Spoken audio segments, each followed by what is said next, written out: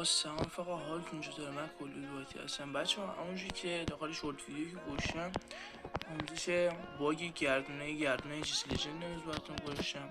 100% تضمینی این باگ، چون خودم توی یکی از اکانتام هم اسیس رو در آوردم، هم توی یکی از اکانتام اسکین رو در آوردم. این باگ 100% تضمینیه به شرطی که باگ رو درست انجام بدید.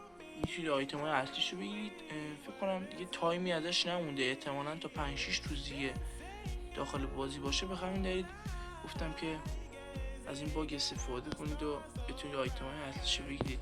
همونجوری که میبینید من این گردونه رو 2 ضرب زدم و ضرب دوم آیتم اصلی اچس رو گرفتم.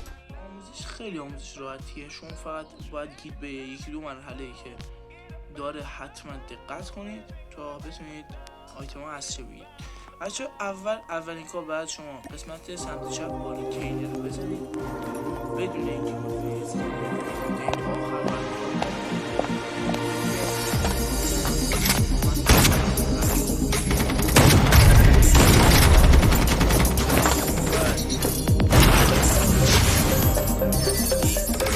یعنی گان یا اسکین سریع میزنید یا رو گان یا رو اسکین، بعد سریع همون لحظه تا این گردونه بچرخه تا بیاد روی اون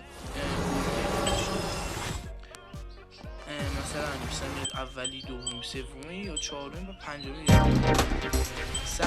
تضمینیه بدون اینکه این گزینه رو فعال کنید. این گزینه به هیچ عنوان نباید فعال کنید، این باگ رو از بین میبره. پس شد اول میزنید تیلر رو کامل نگاه میکنید. آیتم های اصلی حتما باید دانلود داشته باشید. این گزینه رو حتما غیر فعال میکنید و بعد از اینکه تیلر رو دیدید بعد روی یکی از آیتم بعد از اون بچه‌ها مرسی که تا اینجا نگاه کردید.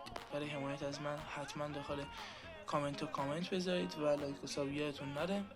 اگر این ویدیو حمایت شد بازم ویدیوی آموزشی میذارم. تا ویدیوی بعدی فعلا خدا نگهدار.